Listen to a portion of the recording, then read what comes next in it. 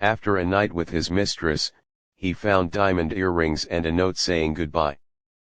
The morning light was cruelly honest as it spilled across the bedroom, exposing everything Marcus Hale had tried to forget.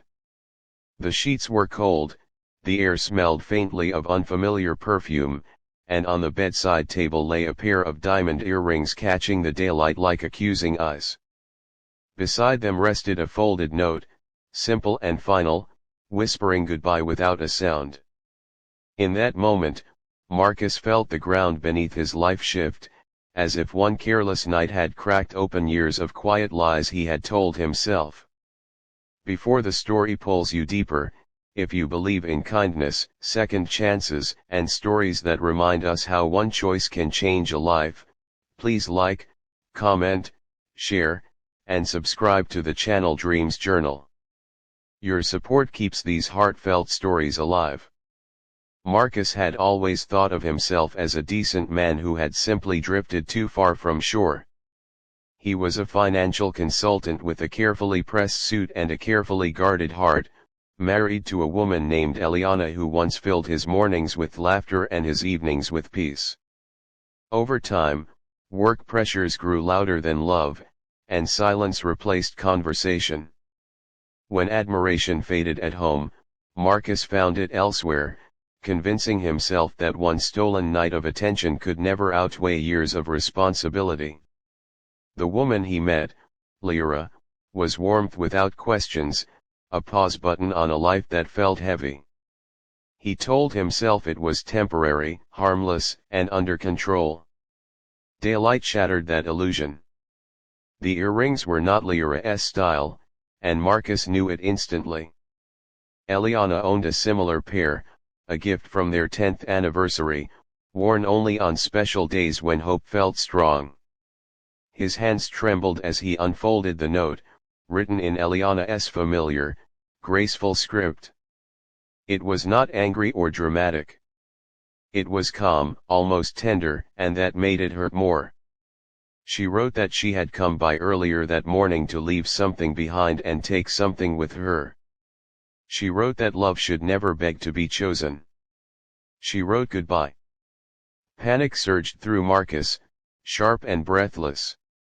He rushed through the apartment, searching for signs of her presence, but the rooms felt emptied of warmth.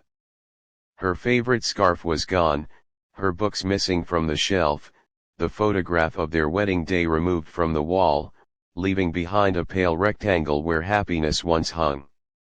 Outside, the city was alive in full daylight, cars moving, people walking, the world continuing as if his heart had not just split open. Hours passed in a blur as Marcus replayed every moment he had ignored, every sigh he had dismissed, every time Eliana had reached for him and found only distance.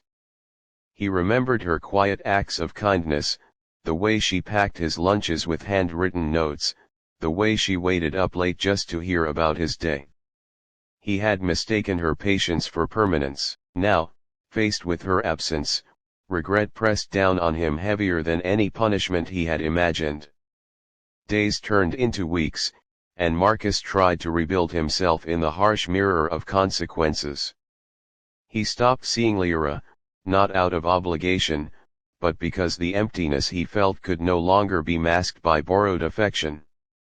He began volunteering at a daytime community kitchen near his office, a place Eliana once supported with donations and gentle encouragement.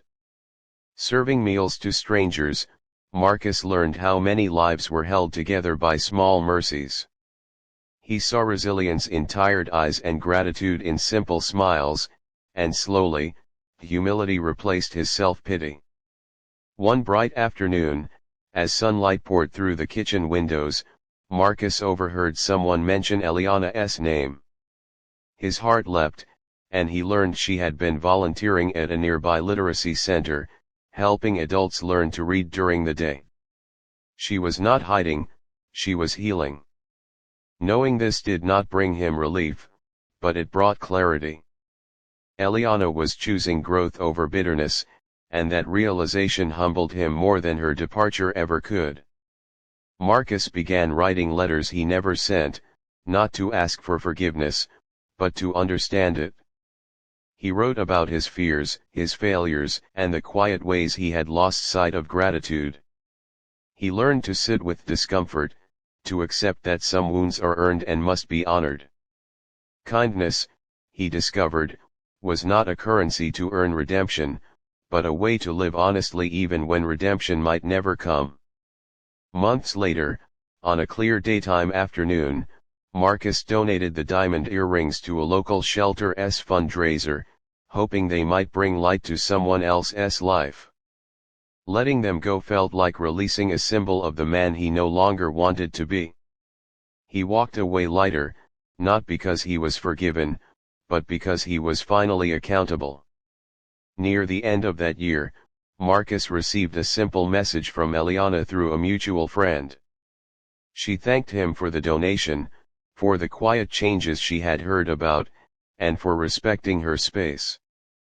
There was no promise, no reunion, only mutual acknowledgement of growth.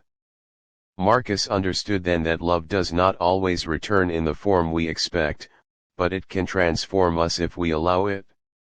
If this story stirred something inside you, if it reminded you of the power of accountability, kindness, and second chances, please take a moment to like, share, and engage with this video.